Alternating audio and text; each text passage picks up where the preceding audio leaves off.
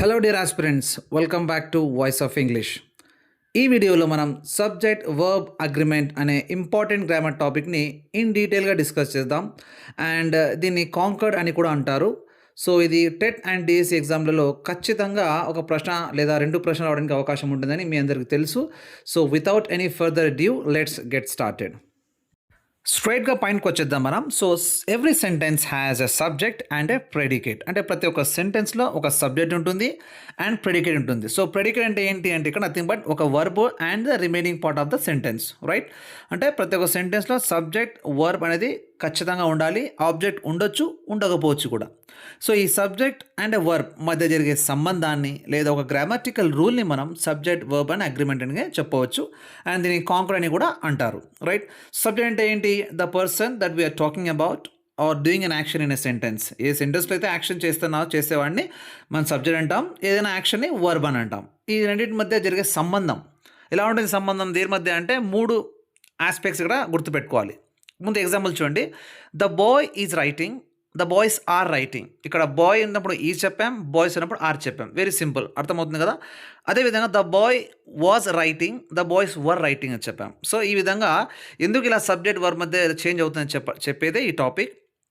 And ఇక్కడ మూడు విషయాలు చెప్పాను కదా, అందులో మొదటి వచ్చేసి మనకు సబ్జెక్ట్, సెకండ్ వచ్చే నంబర్, థర్డ్ వచ్చేసి టెన్స్. ఈ మూడు ఆస్పెక్ట్స్ కవర్ అయ్యి ఉంటే అది సబ్జెక్ట్ వర్బ్ అగ్రిమెంట్ కిందకి వచ్చేస్తుంది. ఫర్ ఎగ్జాంపుల్ చూడండి, సబ్జెక్ట్ అంటే ఏంటి? I, we, you, they, he, she it or any other subject that action whichever action doing. ఎవరైతే యాక్షన్ చేస్తున్నారో అన్ని సబ్జెక్ట్స్ ప్లస్ నంబర్, ఇది సింగులరా ప్లూరలా దాన్ని బట్టి. And the third thing is టెన్స్ని బట్టి, ప్రజెంట్ టెన్సా పాస్ట్ టెన్సా. ఈ మూడు ఆస్పెక్ట్స్ని బట్టి సబ్జెక్ట్ వర్బ్ మధ్య జరిగే సంబంధాన్ని, ఒక రూల్ని మనం సబ్జెక్ట్ వర్బ్ అగ్రిమెంట్ అని అంటారు. థియరీలో కూడా అవడానికి అవకాశం ఉంటుంది. సో ఖచ్చితంగా నోట్ చేసుకోండి. So let's go into the deeper. Before that very basic discuss చేద్దాం. ముందు వెరీ బేసిక్, తర్వాత స్టెప్ బై స్టెప్ అడ్వాన్స్కి వెళ్దాం. సో ముందు చూడండి, ఇక్కడ be forms, do forms, have ఫార్మ్స్లో మనం వీడియో చేసాం, 2-3 వీడియోలు. అందులో నుంచి తీసుకున్న స్క్రీన్ షాట్ ఇది. చూడండి, ఇక్కడ బీ ఫార్మ్స్ అప్పుడు subjects and present tense past టెన్స్లో ఏ విధంగా వాడాలి, అండ్ డూ ఫార్మ్స్లో, హ్యావ్ ఫార్మ్స్లో. ఇప్పుడు ఇదే సబ్జెక్ట్ వర్బ్ అంటే ఇదే నథింగ్ బట్ ఇదే ఈ సబ్జెక్ట్ మీదకి ఆ వర్బ్కి మధ్య ఉండే ఒక రిలేషన్, రైట్? సో చూడండి, ఇక్కడ ఫర్ ఎగ్జాంపుల్ బీ ఫార్మ్స్ అంటే మనకు am, was, is are were గుర్తు రావాలి.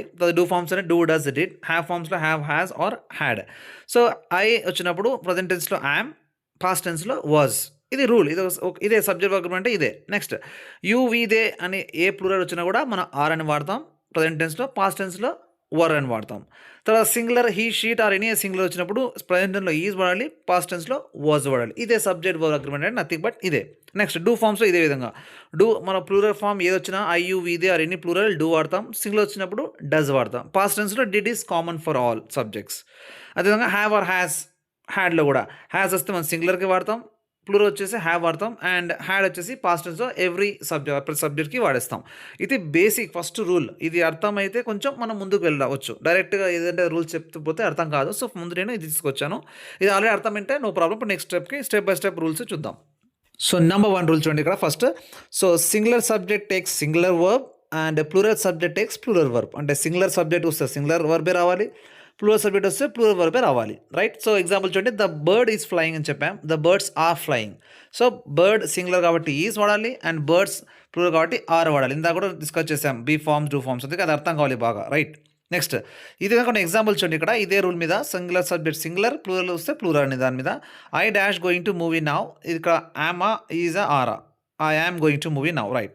షీ వచ్చినప్పుడు సింగులర్ కాబట్టి ఏం వాడాలి చెప్పాం, is. She is painting a picture.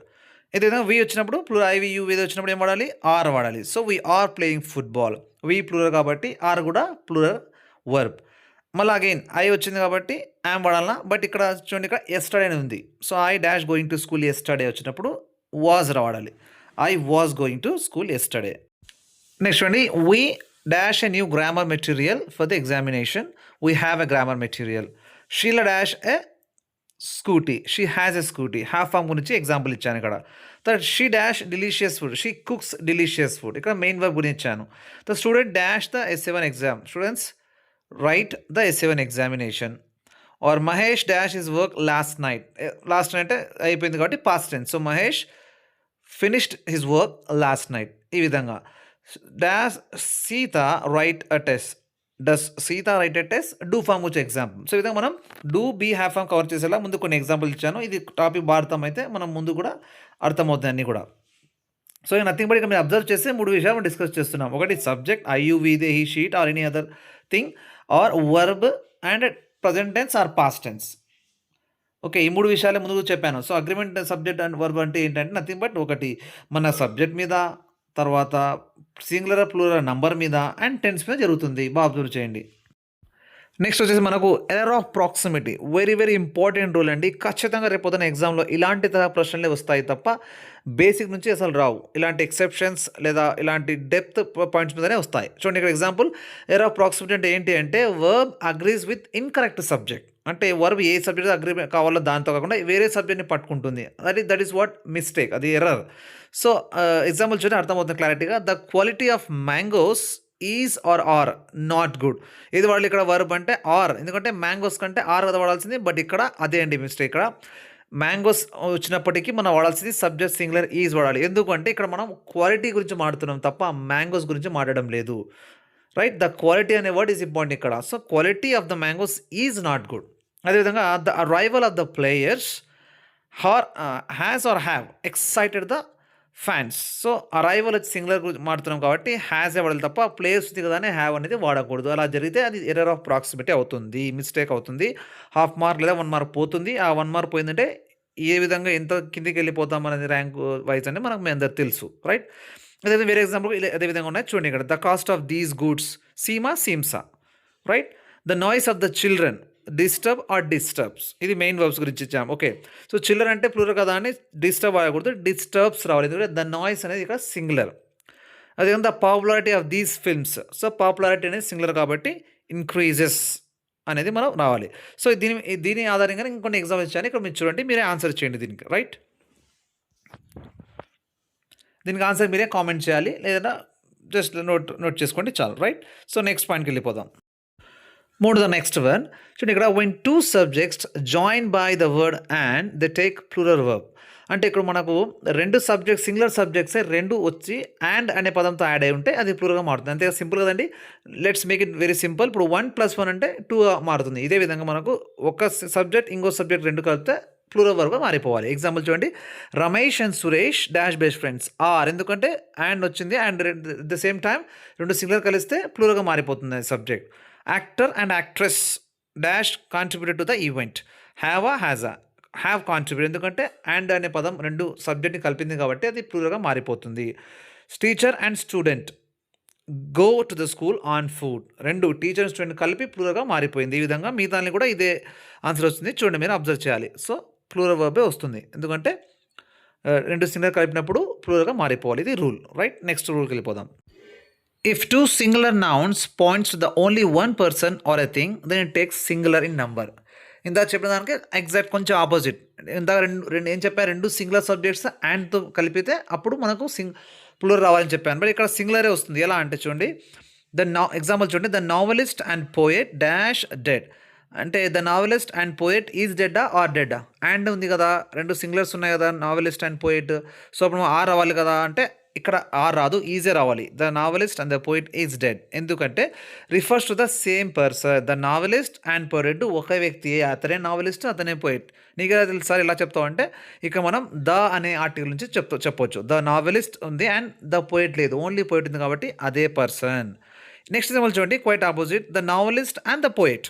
ఇక్కడ రెండు వేరే వేరే సబ్జెక్ట్స్, ద నావలిస్ట్ అయినా వేరు, ద పోయిట్ అయినా ఇంకో అతను. సో రెండు డిఫరెంట్ సబ్జెక్ట్స్ ఇవి. అప్పుడు మనకు ఆర్ రావాలి. ఇందాక చెప్పిన రూలే, the novelist and the poet are dead. ఎందుకంటే రెండు సింగులర్ సబ్జెక్ట్ ఆర్ అండ్తో కలిపబడడం జరిగింది. సో ప్లూరల్ వస్తుంది.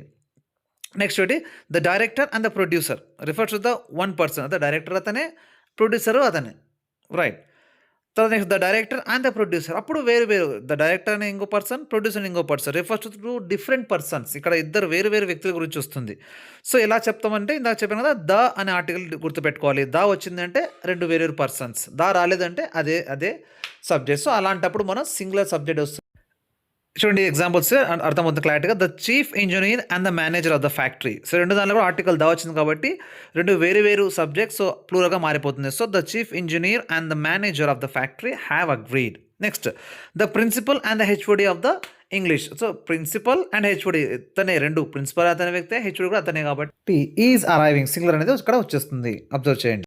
Next if 2 subjects takes together mean one thing or one idea only then it takes singular in number. అంటే ఇక్కడ అర్థం ఏంటంటే సో 2 వేరు సబ్జెక్ట్స్ ఒకే ఐడియాని డిస్క్రైబ్ చేస్తే ఇందాక చెప్పినట్లే ఒకే వ్యక్తిని ఇక్కడ ఒకే ఐడియాని ఒకే థింగ్‌ని డిస్క్రైబ్ చేస్తే సింగులర్ అనేది మనం నంబర్ తీసుకోవాలి. సింగులర్ వర్బ్‌ని తీసుకోవాలి. ఎగ్జాంపుల్ చూడండి బ్రెడ్ అండ్ బటర్ 2 వేరు పదాలు ఉన్నప్పటికీ అది 2 వేరు కాదు. ఒకే థింగ్ బ్రెడ్ అండ్ బటర్ అంటే ఫుడ్ గురించి చెప్తున్నా కాబట్టి ఒకటే కాబట్టి సో అక్కడ ఈజ్ రావాలి. So bread and butter is a good breakfast.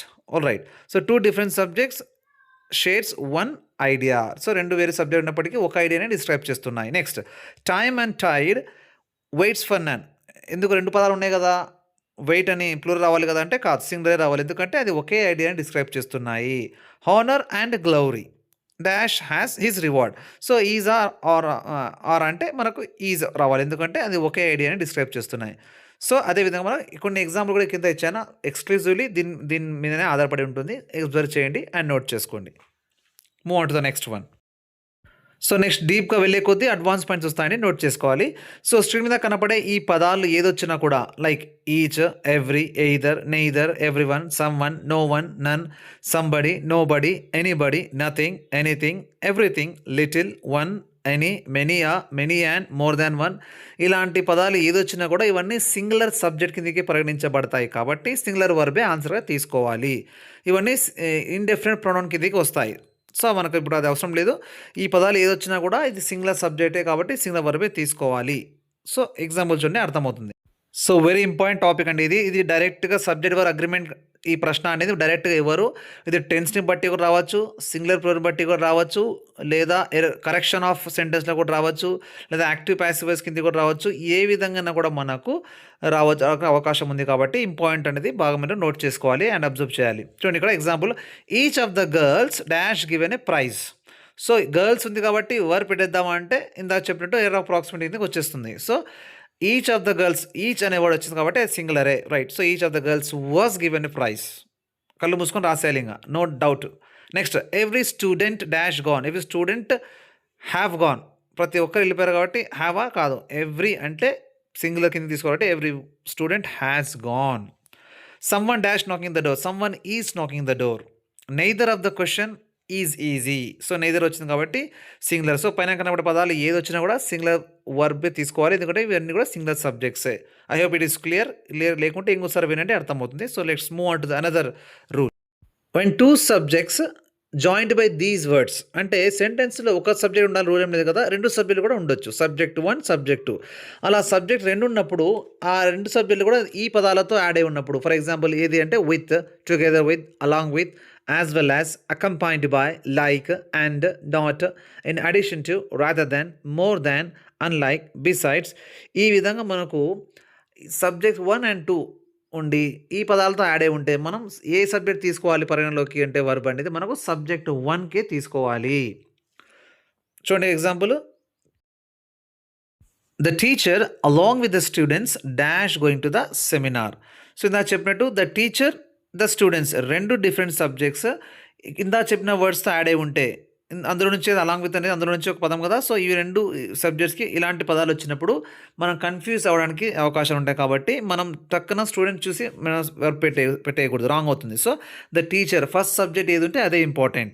Again Rahul together with his friends. ఇక్కడ రాహుల్ అనే subject important. Together with his friends అనేది ఇంపార్టెంట్ కాదు. So Rahul together with his friends have completed the project. ఈ విధంగా next the principal as well as the staff. So staff గురించి important కాదు మనకి ఇక్కడ the principal important. So singular కాబట్టి the principal as well as his staff is attending the function. ఈ విధంగా మిగతా దానిలో కూడా మీరు ఆన్సర్ రాసి చూడండి మీకు అర్థమవుతుంది. టాపిక్లో ఇన్వాల్వ్ అవుతారు. So try to right the answers for these following questions. Next rule వచ్చేసి మనకు కలెక్టివ్ నౌన్స్ గురించి. సో కలెక్టివ్ నౌన్స్ అనేది తెలుసు కదా మనకు కలెక్షన్ ఆఫ్ నౌన్స్ అంటే నౌన్స్ యొక్క కలెక్షన్ బట్టి కలిపి ఒక నౌన్గా మనం పేరిస్తే అది కలెక్టివ్ నౌన్ అవుతుంది. అలాంటి వర్డ్స్ వస్తాయి. ఫర్ ఎగ్జాంపుల్ టీమ్, కమిటీ, తర్వాత family, crowd, audience, government, parliament, assembly, council, crew, staff, jury, mob, heard, group, fleet, class ఈ విధంగా మనకు కలెక్టివ్ నౌన్స్ వచ్చినప్పుడు ఈ విధంగా వర్బ్ తీసుకోవాలి అంటే 2 విధాలు. ఒకటి వెన్ గ్రూప్డ్ బాడీ సింగులర్ అంటే కలిపి చెప్పడం చేస్తే అది సింగులర్ కిందికి వస్తుంది. సో సింగులర్ వర్బ్ తీసుకోవాలి. వెన్ డివిజన్ ఆఫ్ బాడీ అంటే అదే కలెక్టివ్ నౌన్ డివిజన్గా మాట్లాడితే డివైడ్ చేసి చెప్పడం డిస్క్రైబ్ చేస్తే ప్లూరల్గా తీసుకోవాలి వర్బ్. ఇది ఎలా తెలుసుకోవాలంటే ఇది కాంటెక్స్ట్ బట్టి ఉంటుంది. సెంటెన్స్ చదివి అది ఇక్కడ మనకు ఆ కలెక్టివ్ నౌన్ అనేది గ్రూప్ బాడీగా చెప్పడం జరిగితే సింగులర్గాను, డివిజన్ బాడీగా అంటే డివైడ్ చేసి ఒక్కొక్కరి వ్యూ చెప్పడం జరిగితే అక్కడ ప్లూరల్ వర్బ్గా వాడాల్సి వస్తుంది. ఎగ్జాంపుల్ చూడండి, things will clear. The staff in the school dash hard working. ఇక్కడ స్టాఫ్ అనేది కలెక్టివ్ నౌన్ మనకు గ్రూప్డ్ బాడీగా చెప్తుందా, ఇండివిజువల్గా చెప్తుందా అబ్జర్వ్ చేయాలి. గ్రూప్గా చెప్తుంది అంటే అందరూ హార్డ్ వర్కింగ్ అని దీని యొక్క ఉద్దేశం. సో గ్రూప్గా చెప్తుంది కాబట్టి ఇక్కడ సింగులర్ రావాలి. So the staff in the school is hard working.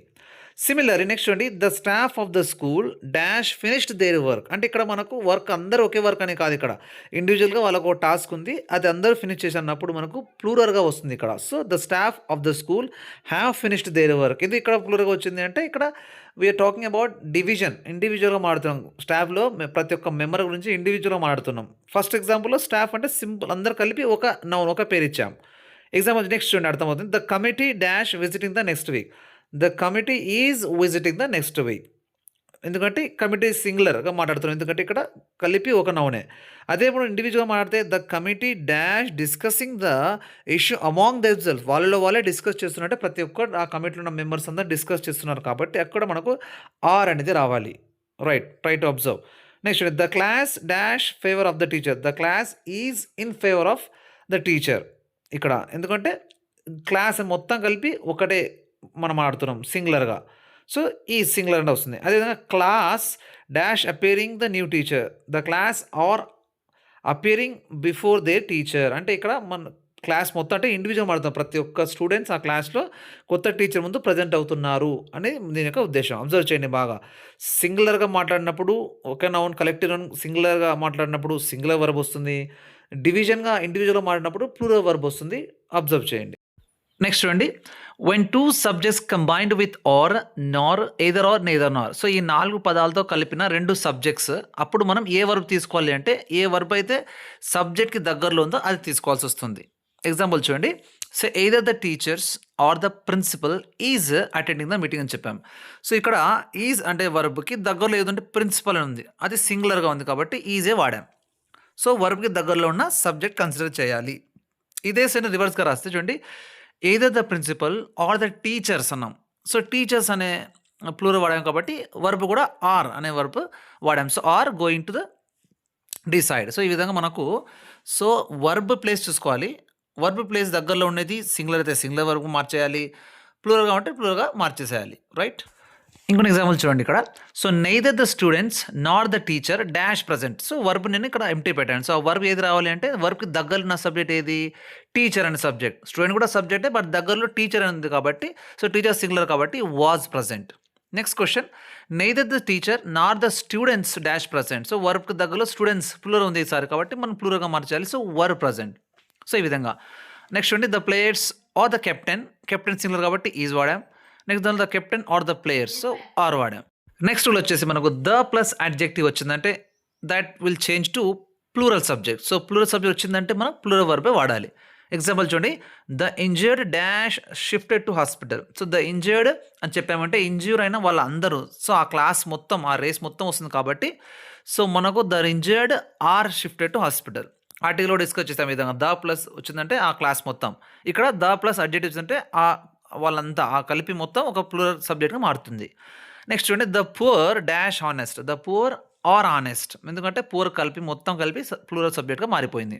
అదేవిధంగా the rich dash not kind. The rich are not kind.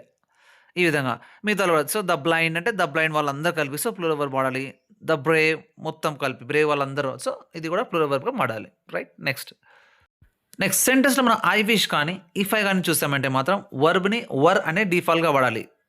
So this is an exception. So exception కిందకి వస్తుంది ఎందుకంటే ఇది కండిషన్ క్లాస్లో వస్తుంది. Unreal situations or hypothetical situation అంటారు ఇలాంటివి.